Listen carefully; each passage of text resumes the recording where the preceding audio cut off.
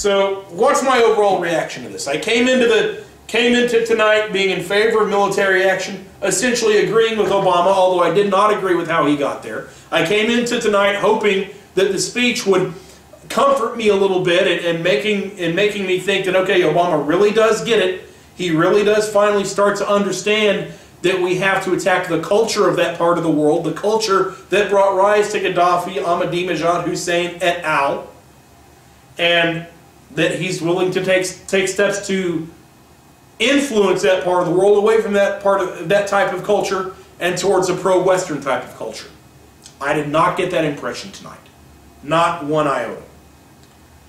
If I had one thing to say to Mr. Obama, it would be that the military is not to be used as duct tape. The military is not to be used as a temporary solution to a problem until the real solution can come in behind us. The military is the solution if you'll allow them to be. If you'll take the handcuffs off of them, if you'll stop restraining them from doing what truly needs to be done in that region. He seems like he wants to so narrowly define their mission that in the end, there's going to be no true accomplishment. And if there's going to be no true accomplishment or no true influence, then we don't need to be there. We have much more important things for our military to be doing if we are not going to send them in there to be the agents of change in Libya that they need to be. You know, the military is more of a construction crew than they are duct tape. You know, use duct tape as a temporary solution to a problem. You bring in the construction crew to actually fix the problem, to actually make the permanent repairs. If you're going to send the military in, send them in there to be the permanent solution. Send them in there to make the permanent, long-lasting repairs to the house. But Obama's not going to do that. Obama believes, I am convinced, he believes that the future of this nation is in coalitions. I wish that I would have counted tonight how many times he used that word coalition. It was quite a few. I suspect it was at least a half dozen times, maybe closer to a dozen. I didn't count it, and I wish I would have, in retrospect. And he just reinforced the fear that I had this weekend that he was sending America into this without being in a leadership role, without being the primary influence. And unfortunately, I believe that to be a window into Obama's overall worldview when it comes to this country and when it concerns this nation.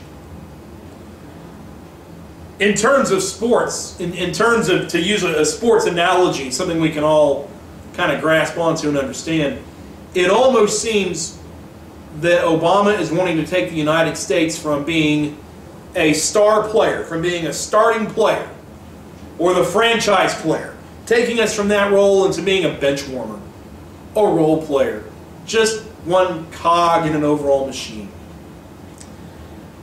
By reducing our amount of leadership in this mission, and also when you look at Obama's forays into foreign policy prior to this, it's clear to me he does not see the United States as the world's sole superpower. He does not wish for the United States to be the world's sole superpower. And that's very troubling to me. That's very worrying to me. Because what Barack Obama doesn't realize, and what those like Barack Obama don't realize, is that our culture, our morality, our religion makes us singularly and uniquely qualified to lead Western civilization. No other nation, no other culture has the moral turpitude, has the cultural turpitude to lead this world. There's not one. Not one nation can do what we do. Not one nation has what we have.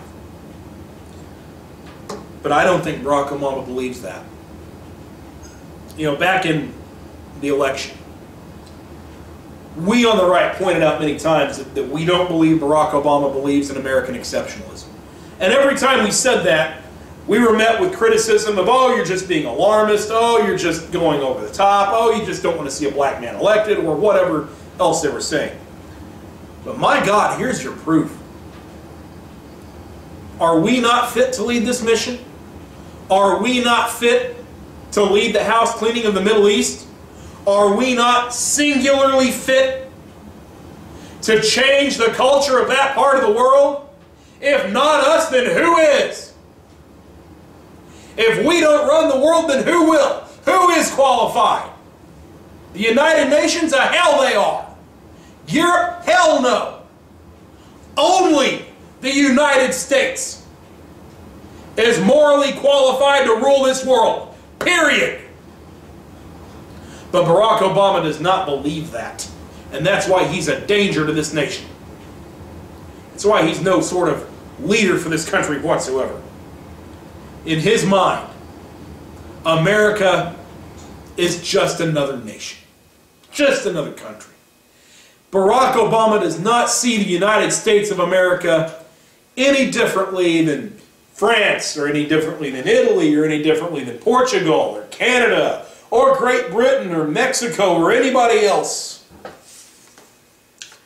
He said many times that the United States is unique, which it is, but he's never once, to my knowledge, said that it's exceptional. He's never once inferred that the United States is the sole nation in the world capable of leading the rest of humanity. Because I don't believe that he thinks that. I don't think he believes it at all.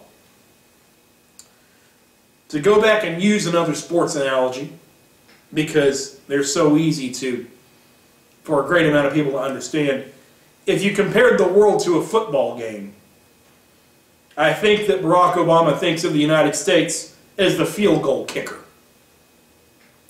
when instead the United States should be the quarterback, the head coach, the general manager, and the owner. And to the extent that we have filled those roles through the 20th century, this world has survived. This world survived Nazi Germany because of us. This world survived Communist Russia because of us. And this world can only survive the Muslim Middle East through us. Nobody else has shown that they have what it takes. Nobody else has the guts, the courage, the morality, or the religion to see it through. Only we do. But Barack Obama will not let us. It's truly sad. So in the final analysis, yes, I'm for military intervention in Libya, as I am everywhere else in the Middle East. But I'm not for going in with a limited mission and a background role and allowing others to influence and shape that part of the world. Absolutely not. If that is what this boils down to, if that is the end game, if this is not about getting Gaddafi out of power, if this is not about establishing a pro-Christian, pro-Western influence in that part of the world, then get out. Get out. Anything less than that is unacceptable. I'm America's Evil Genius. See you again next week.